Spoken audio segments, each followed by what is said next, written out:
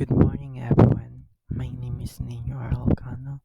I'm a second year taking Bachelor of Secondary Education major in English.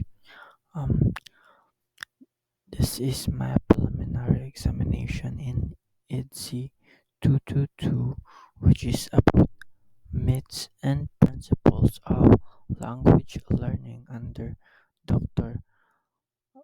Julie Del Valle.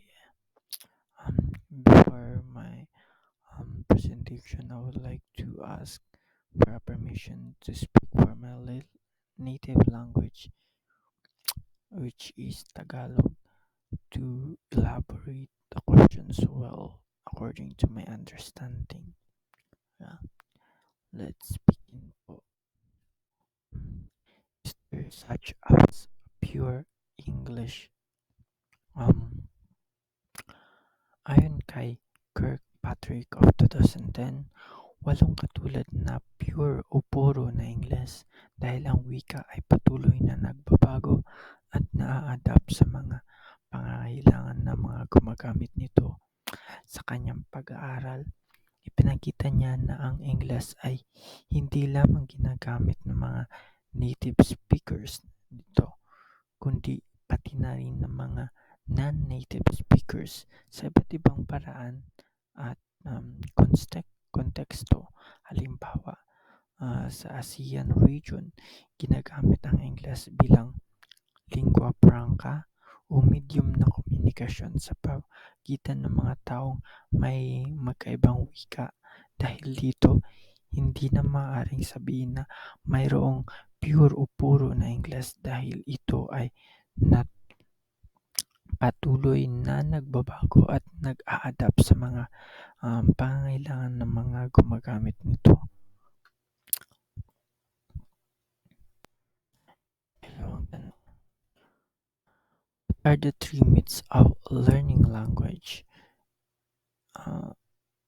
Explain each three myths by providing a situational example based on your personal experience in the classroom as you learn English or as how your English teachers teach English. Ayon kay Kirkpatrick, may tatlong meto tungkol sa pag-aaral ng wika. Una, language learning must begin at a young age, o ang paniniwala na kailangan ng magsimula sa pag-aaral ng wika sa murang edad. Second, the notion that the best way to learn a language is by using the medium of instructions, o ang paniniwala na ang pinakamahusay na paraan sa pag-aaral ng wika ay sa pamamagitan ng paggamit nito bilang medium na pagtuturo. At pangatlo, belief that once a language acts as a barrier to learning a second language. At ang pangatlo ay ang paniniwala na ang unang wika ay hadlang sa pag-aaral ng pangalawang wika. Sa aking karanasan nung ako'y nasa elementarya,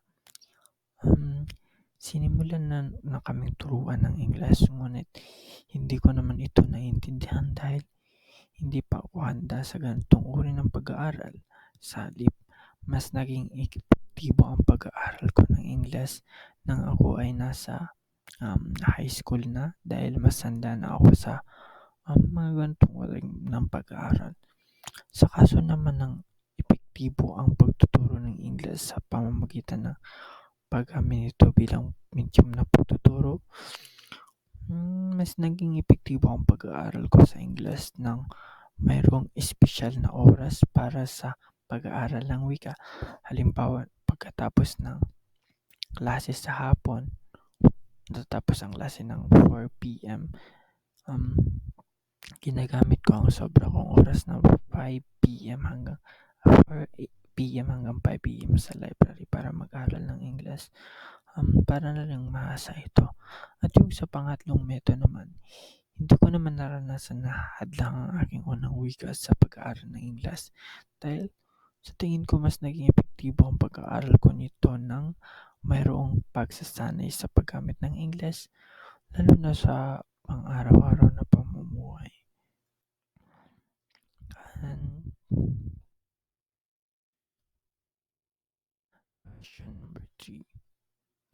What are the three principles of language learning as simplified by Kirkpatrick? In the conclusion part of his book chapter, explain each principle by expounding on the issue of English language teaching within the Philippines as discussed by Kirkpatrick. Ayon kay Kirkpatrick, may tatlong prinsipyo sa pag-aaral ng wika. First, the use of first language as medium of instruction is essential. Una, dapat gamitin daw ang unang wika bilang medium na pagtuturo. Second, the study of English should be delayed until learners are adequately prepared.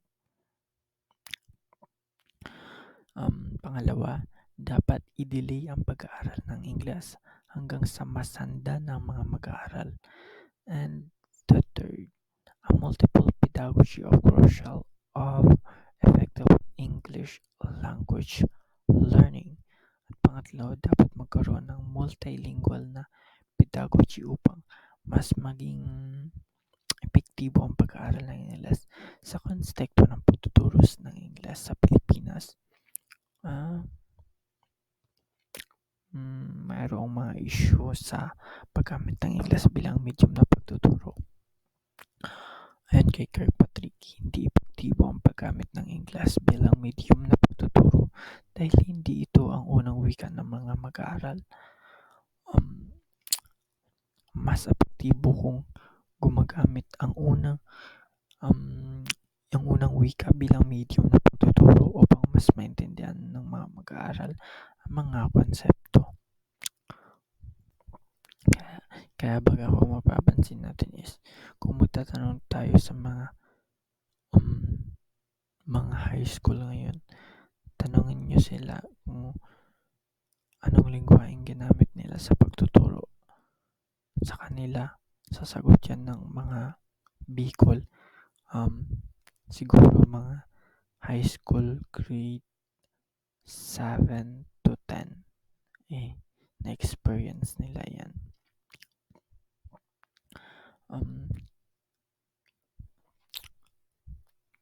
Yun. Sa pangalawang prinsipyo, hindi rin epektibo sa pagtuturo ng Ingles sa murang edad dahil hindi pa handa ang mga mag-aaral sa ganitong uri ng pag-aaral. Sa pangatlong prinsipyo naman, mahalaga ang multilingual pedagogy upang mas maging epektibo ang pag-aaral ng Ingles. Dapat bigyan ng halaga ang mga unang wika ng mga mag-aaral at magkaroon ng mga pagsasanay sa nagtuturo sa mga mag-aaral lalo na kung paano gamitin ang Ingles sa pang-araw-araw na pamumuhay.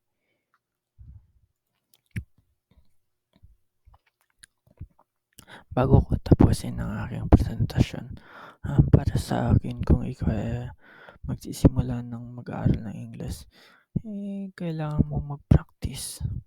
Mag-practice. Wala namang mahika para matutunan ng Ingles agad. Kailangan mo lang magsumikat at maglaan ng oras para sa pag-aaral. Kung nasa klase ka, pumunta ka sa klase, gawin ang takdang aralin at mag-aral ng husto. Kahit wala kang klase, maaari ka pa rin mag-practice sa iyong libreng oras. Pwede mo rin gamitin ang internet para sa mga online resources at tips para sa self-study. Mas marami kang practice, mas mabilis kang matututo. Simulan mo nang maglaan ng oras para sa pag-aaral. Kung gusto mong pagtuunan ang grammar, mag-aral ng mga tuntunin usuri. Ang karaniwang pagkakamali. Para sa pakikinig, pakinggan ang mga podcast or audiobooks. Pwede na rin magbasa rin ng mga libro o manood ng mga pelikula at TV shows para sa pag-unawa ng Ingles. Siyempre, hanapin ang iyong motivation. Alamin kung bakit mo gustong matuto ng Ingles. Ito ay maging inspirasyon mo sa pag-aaral. Siyempre, magkaroon ka na rin ng rutina. Ang pag-aaral ng wika ay nangangailangan ng oras at pagsisikap. magkaroon ng regular na oras para sa pag-aaral. And huwag ka ring matakot na magkamali dahil ang mga pagkakamali ay bahagi ng pag-aaral. Patuloy na subukan ang mga bagong bagay at huwag matakot na magkamali. Yun, yun po. Maraming salamat po sa inyong pakikinig.